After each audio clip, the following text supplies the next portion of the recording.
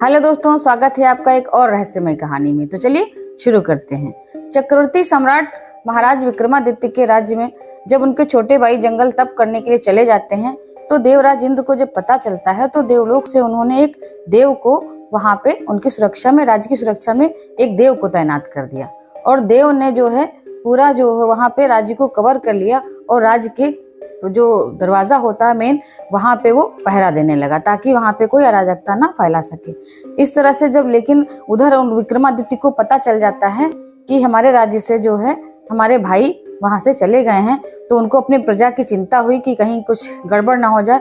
तो वहां जहाँ गए हुए होते हैं वहां से वापस वो अपने राज्य वापस चल देते हैं। जब राजधानी पहुंचने को होते हैं तो प्रवेश द्वार पे उन्हें जो है वो देव मिल जाता है, क्योंकि चलते चलते उनको हो जाती है आधी रात। जब आधी रात हो जाती है तो क्या करते हैं, वहां अंदर जाने लगते हैं तो देव जो है वो रास्ता रोक के यूं खड़ा हो जाता है कि तुम कौन हो और यहाँ क्या करने आए हो।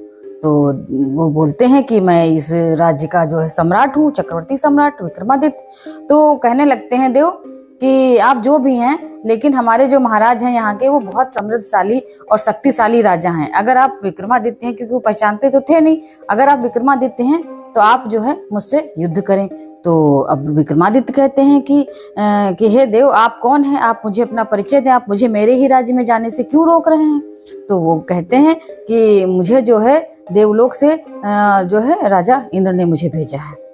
तो वो कहते हैं देव इंद्र ने आपको भेजा है, क्यों भेजा है। तो कहा कि यहाँ की सुरक्षा के लिए भेजा है, यहाँ के राजा बहुत शक्तिशाली हैं। वो बार बार वही कहते हैं, हम यहाँ के राजा को बहुत मानते हैं। चूंकि वो पहचानते नहीं थे इसलिए वो बार बार यही बात दोहराते रहे। फिर राजा ने कहा ठीक है, जब आप मान नहीं रहे हैं तो आपकी इच्छा है मुझसे युद्ध करने की, चलिए आप हमसे युद्ध करिए। और दोनों लोगों में बहुत ही दिनों तक युद्ध होता है, बहुत भयंकर युद्ध होता है। अंत में जो देव जो है उनसे महाराज से पराजित हो जाते हैं। जब पराजित हो जाते हैं तब वो कहते हैं धन्य है महाराज, आप ही महाराज विक्रमादित्य हैं, मैं आपसे अपनी हार स्वीकार करता हूँ और आपको मैं प्रणाम करता हूँ। इस तरह से उन्होंने अपनी हार को स्वीकारा और राजा को प्रणाम किया। राजा ने भी उनको उठा करके गले से लगा लिया और क्षमा कर दिया।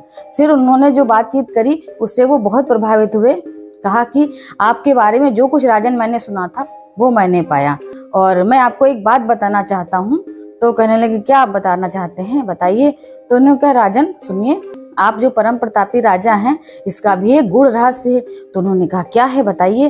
तो कहने लगे राजन, जिस समय आपका जन्म हुआ था उसी नक्षत्र में उसी समय पे यहाँ पर पृथ्वी पर 3 मनुष्यों का जन्म हुआ था।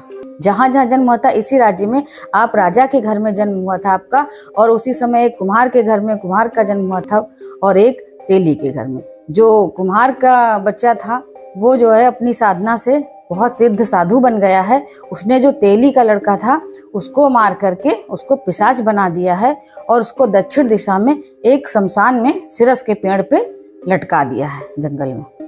और वो साधु जो है साधना से इतना सिद्ध हुआ है कि वो आपको भी मारने के लिए आ सकता है। इसीलिए हे राजन, मैं आपको यह रहस्य बता के अपने लोक वापस जाऊंगा, आप इसको ध्यान रखिएगा। और वो साधु शायद आपको भी मारने के लिए इस नगर में आए और आप सावधान होकर के रहिएगा। तब राजा जो कहते हैं ठीक है, आप जो बात बता रहे हैं उसको मैं अब स्वीकार भी करता हूँ और मानता भी हूँ और मैं आगे से ध्यान भी रखूंगा। इस तरह से देव जो हैं उनसे विदा लेकर के और वापस अपने देवलोक चले जाते हैं।